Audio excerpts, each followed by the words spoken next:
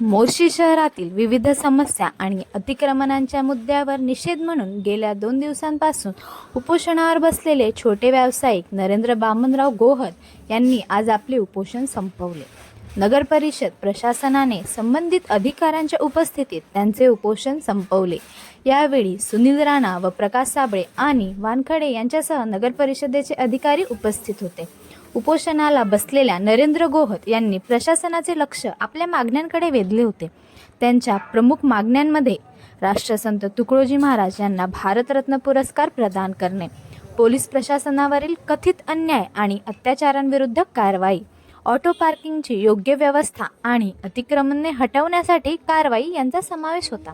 या व्यतिरिक्त श्रीमती मंगला किशनगिरी यांच्या नावाने जारी केलेल्या बांधकाम परवान्याची चौकशी करून तो रद्द करणे, बेकायदेशीर बांधकाम हटवणे, तत्कालीन मुख्य अधिकाऱ्याने जारी केलेल्या बांधकाम परवान्याची चौकशी करणे आणि मंदिराच्या जमिनीशी संबंधित कथित चुकीची नोंद रद्द करणे अशा मागण्या करण्यात आल्या। उपोषणादरम्यान पाण्याचा निचरा, नाल्यांची स्वच्छता आणि जयस्तंभ चौक परिसरातील अतिक्रमणे हटवण्याच्या मागण्याही प्रामुख्याने मांडण्यात आल्या। नियमांनुसार मागण्यांवर कारवाई केली जाईल असे प्रशासनाने आश्वासन दिल्यानंतर नरेंद्र गोहद यांनी आपले 2 दिवसांचे उपोषण संपवले। मोर्शी पाळा गावातील म्हणजे पाळा म्हणजे मोर्शी तालुक्यामध्ये पाळा गाव आहे आणि पाळामधील आमचे सहकारी मित्र सन्माननीय नरेंद्र वामनरावजी गोहाड हे दिनांक 11 तारखेपासून उपोषणाला बसले आहे जिल्हाधिकारी कार्यालयासमोर। त्यांची रितसर मागणी आहे, त्याच्या 7 मागण्या आहे आणि त्यांचा विषय आहे नगर परिषद मोर्शी अंतर्गत। आणि गेल्या कित्येक 4-5 महिन्यापासून सतत हे निवेदनं देत गेले, उपोषणं करत गेले, पण त्याच्या नुसतं उडवाउडीची उत्तर आतापर्यंत प्रशासनाने दिली।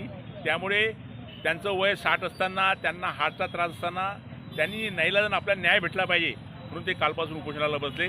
आणि त्यांची रितसर मागणी आहे, त्यांच्या काही मागण्या इतक्या न्यायोचित आहे की त्यांच्या घरासमोरचं अतिक्रमण हटवणे, तिथे जे जागा बळकवण्याचा कार्यक्रम सुरू आहे तो सर्व, पार्किंगची व्यवस्था, ह्या छोट्या छोट्या गोष्टी पण प्रशासनाने दुर्लक्ष केल्यामुळे ते हवालदिल झाल्यामुळे ते आज उपोषणाला बसले आहे। त्यामुळे आज आम्ही सर्व इथे सन्माननीय सुनीलभाऊ राणा, मी स्वतः आणि त्याचप्रमाणे मोर्शी नगरपरिषद सीओ सन्माननीय वानखडे साहेब आज त्यांच्याकडे नरेंद्र भाऊकडे आलो।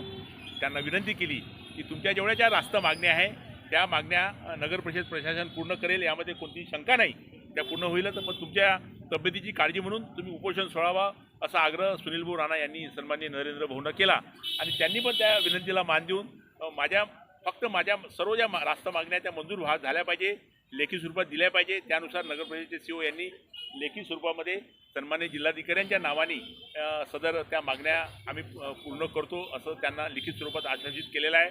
आणि त्यांनी आज सर्वांच्या उपस्थितीमध्ये सर्व गावकरी, त्या परिसरातील मंडळी आणि सर्व मंडळीच्या उपस्थितीमध्ये आज नरेंद्र भाऊंनी उपोषण निंबू पाणी देऊन सोडवलेलं आहे।